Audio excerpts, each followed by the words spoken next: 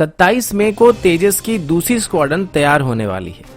United state की तरफ से अभी एक डायरेक्ट एनर्जी वेपन को टेस्ट किया गया था जो कि ड्रोन्स, पेट्रोल बोट या फिर एयरक्राफ्ट को भी निशाना बना सकता है। चाइना की हरकतों की वजह से पूरा आर्टिक इकोसिस्टम अभी खतरे में पड़ चुका है। और क्या सच में पीपल लिबरेशन आर्मी के ट्रूप्स के द्वारा इंडियन आर्मी के जवानों को डिटेन किया गया था और उनके हथियार छीन लिए गए थे? आज की वीडियो में हम इन सभी खबरों के बारे में डिटेल में बात करने वाले हैं। नमस्कार दोस्तों, मेरा नाम है अंशुमन नायक और आप सभी का बहुत बहुत स्वागत है इंडियन डिफेंस न्यूज की डिफेंस टॉक सीरीज में। तो चलिए देर न करते हुए आज की वीडियो शुरू करते हैं। आज की पहली अपडेट तेजस को लेके है। दिल्ली डिफेंस रिव्यू में एक रिपोर्ट के मुताबिक इंडियन एयरफोर्स में 27 मई 2020 से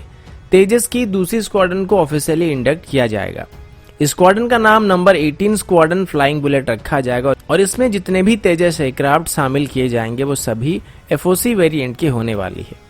फ्लाइंग बुलेट स्क्वाड्रन पहले भी इंडियन एयरफोर्स का हिस्सा रह चुका, जिसमें मिग 27 एयरक्राफ्ट को ऑपरेट किया जाता था, लेकिन 2016 के अप्रैल में इस स्क्वाड्रन की सभी मिग 27 को डीकमीशन कर दिया गया था। तब से स्क्वाड्रन ऑपरेशनल नहीं रहा और उसके बाद अभी फिर से दोबारा इसको रिस्ट्रक्चर किया जा रहा है। इनिशियली इसको सुलूर एयरबेस में डिप्लॉय किया जाएगा और जब इस स्क्वाड्रन में सभी एयरक्राफ्ट शामिल हो जाएंगे तो उसके बाद इसको किसी फॉरवर्ड एयरबेस में शिफ्ट कर दिया जाएगा। इनिशियली इसमें 3 से 4 तेजस एक ही बार में शामिल होने वाले थे, जिसमें तेजस की SP-21 से लेके SP-24 तक के एयरक्राफ्ट होने वाले थे। पर अभी लॉकडाउन की वजह से SP-22 से लेके 24 तक की असेंबली और टेस्टिंग पूरा नहीं हो पा रहा है, लेकिन जल्द ही SP-22 का टेस्ट फ्लाइट को कंडक्ट करने का प्लान किया गया है। एक और बात भी मैं यहाँ पर बता दूं कि SP-21 की नाम को अभी बदल दिया गया और इसको अभी SP-17 कहा जाएगा। ठीक इसी तरीके से SP-22 को भी SP-18 कहा जाएगा। इसके पीछे एक वजह है और वो ये है कि तेजस की पहली स्क्वाड्रन में जितने भी तेजस डिलीवर किए गए थे वो सभी IOC स्टैंडर्ड की थी और इसमें टोटल 20 तेजस शामिल होने वाले थे, जिनमें से अभी तक सिर्फ 16 यूनिट को ही डिलीवर किया गया है और बाकी जो 4 यूनिट थे वो सभी ट्रेनर वेरिएंट होने वाले थे। और पहले प्लान किया गया था कि SP-17 से SP-20 तक जितने भी ट्रेनर वेरिएंट होंगे वो सभी IOC स्टैंडर्ड के होने वाले थे, लेकिन बाद में फैसला किया गया कि जितने भी ट्रेनर वेरिएंट होंगे वो सभी FOC स्टैंडर्ड की होने चाहिए। और हमें जल्दी से जल्दी स्क्वाड्रन को तैयार करना था, जिस वजह से ट्रेनर वेरिएंट को इग्नोर करके फाइटर वेरिएंट्स की प्रोडक्शन को जल्दी से करने का फैसला किया गया था। इसी वजह से SP-16 के बाद सीधे SP-21 की असेंबली करना शुरू किया गया था, जो कि FOC वेरिएंट का पहला तेजस था। और अभी इसी एयरक्राफ्ट को SP-17 का टेल नंबर दिया जा चुका है और अभी ये सिलसिला SP-32 तक जारी रहने वाली है, जिसके बाद ट्रेनर वेरिएंट्स को प्रोडक्शन करना शुरू किया जाएगा। अगला अपडेट इंडियन आर्मी की तरफ से है। लद्दाख में इंडियन आर्मी और पीपल लिबरेशन आर्मी के बीच चल रहे तनाव के बारे में आप सब जानते होंगे, लेकिन कल रात को मुझे हमारे एक सब्सक्राइबर प्रकाश सिंह जी ने कुछ स्क्रीनशॉट भेजा था, जहां पर यह बताया गया था कि ITBP के कुछ जवानों को पीपल लिबरेशन आर्मी के ट्रूप्स ने घेर लिया था और उनको वहां पर डिटेन किया गया था और उनके हथियार छीन लिए गए थे और कुछ समय के बाद उनको छोड़ दिया गया था। ये अपडेट NDTV की तरफ से दिया गया था और वैसे अगर इस खबर पर गौर किया जाए तो ये काफी डिस्टर्बिंग था, क्योंकि एक तो चाइना वाले हमारे बॉर्डर में घुसपैठ कर रहे हैं और हमारे ही जवानों को डिटेन कर रहे हैं, यानी कि अपने ही बॉर्डर के अंदर ही हमारे जवानों को चाइना वाले डिटेन कर रहे हैं।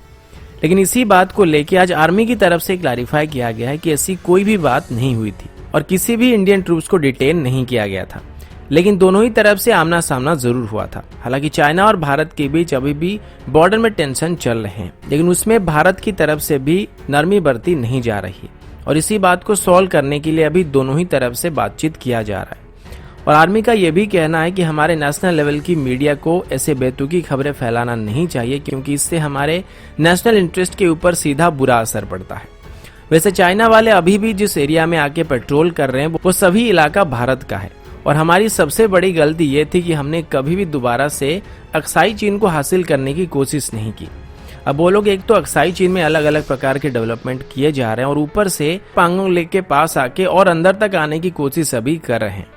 और जब तक हम इन कुत्ते, सांप, केंचुए या फिर चमगादड़ जैसे जीवों को खाने वाले जानवरों से अक्साई चीन वापस नहीं लेते हैं, तब तक ये अपनी औकात में नहीं आने वाले हैं। और अभी भी गलवान इलाके में चाइना वाले 100 के आसपास टेंट बना चुके हैं और अभी वहां पर वो हैवी व्हीकल्स को भी ला रहे हैं, जिससे साफ होता है कि भारत के साथ अभी वो बातचीत करने के मूड में बिल्कुल नहीं है। और बातचीत की बात भी किस बुनियाद पर किया जाए, क्योंकि वो लोग हमारे घर के अंदर घुस आ रहे हैं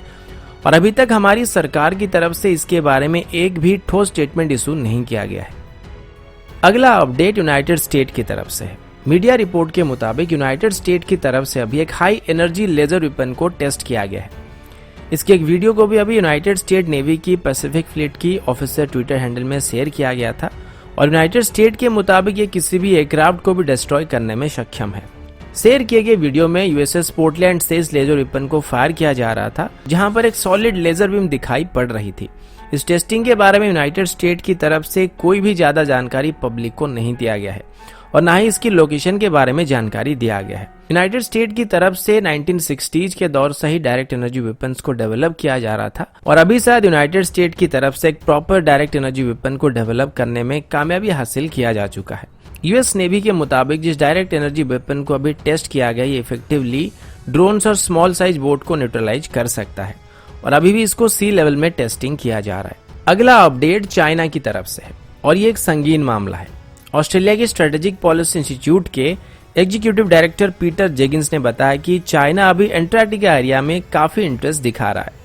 और यहाँ पर चाइना कुछ ऐसी हरकतें कर रहा है जो कि साउथ पोल की जो इकोसिस्टम है उसको इम्बैलेंस कर रहा है। हमेशा से ही ग्लोबल पावर जैसे कि यूनाइटेड स्टेट और रशिया जैसे देश साउथ और नॉर्थ पोल में अपना दबदबा कायम करने की कोशिश करते आ रहे हैं, लेकिन 1 दिसंबर 1959 को साइन किए गए ट्रीटी के मुताबिक इन दोनों ही पोल में जो भी एरिया है उन सभी को किसी भी प्रकार के मिलिट्री यूज के लिए इस्तेमाल नहीं किया जा सकता है और तब से इनको सिर्फ साइंटिफिक स्टडी करने के लिए इस्तेमाल किया जाता है। लेकिन अभी ऐसा बताया जा रहा है कि चाइना अभी वहां पर भी अपनी एक्सपेंशन स्ट्रेटेजी अपना रही है और जिस तरीके से साउथ चाइना सी में चाइना करता आ रहा है ठीक उसी तरीके से वो अभी एंटार्क्टिका को भी अपना बताने वाले हैं और इस बात को अभी ऑस्ट्रेलिया की स्ट्रेटेजिक पॉलिसी इंस्टीट्यूट की तरफ से कहा गया है। लॉकडाउन के बाद सभी ग्लोबल पावर्स जो कि एंटार्क्टिका में स्टडी कर रहे थे वो सभी अपनी एक्टिविटी को वहां से लिमिटेड कर रहे हैं, लेकिन चाइना अपनी एक्टिविटी लगातार बढ़ाता जा रहा है और चाइना की एक कंपनी है जिसका नाम सांघाई चोंगी मरीन इंडस्ट्री है और उसने अभी एक क्रिल ट्रॉलर के लिए ऑर्डर किया है जिससे क्रिल मछलियों को पकड़ने के लिए इस्तेमाल किया जाता है, जो कि स्पेशली एंटार्क्टिका के सी एरिया में पाए जाते हैं और अभी भी आर्कटिक रीजन में इन मछलियों की तादाद में काफी कमी दिखाई पड़ रही है, जो कि आर्कटिक इकोसिस्टम पर काफी बुरा असर डाल सकते हैं। और ये मछली इसलिए चाइना पकड़ रहा है क्योंकि इसको वो खाने के लिए इस्तेमाल करते हैं। वैसे ये हर जिंदा दिखने वाली चीज को खा ही जाते हैं, लेकिन इससे एक प्रकार का तेल निकलता है जिसको चाइना में काफी इस्तेमाल किया जाता है। वैसे आर्कटिक रीजन में माइनिंग जैसे हरकतों को बंद करने का फैसला किया गया था, लेकिन चाइना इसका पालन नहीं कर रहा है और अभी वो अपने फायदे के लिए पूरे आर्कटिक इकोसिस्टम को खतरे में डाल रहा है और वो दिन भी दूर नहीं है जब चाइना एंटार्क्टिका के कुछ पार्ट्स को अपना क्लेम करने वाला है। तो दोस्तों अभी के लिए इतना ही, मिलता हूँ आपसे अगले वीडियो में, तब तक के लिए जय हिंद, वंदे मातरम।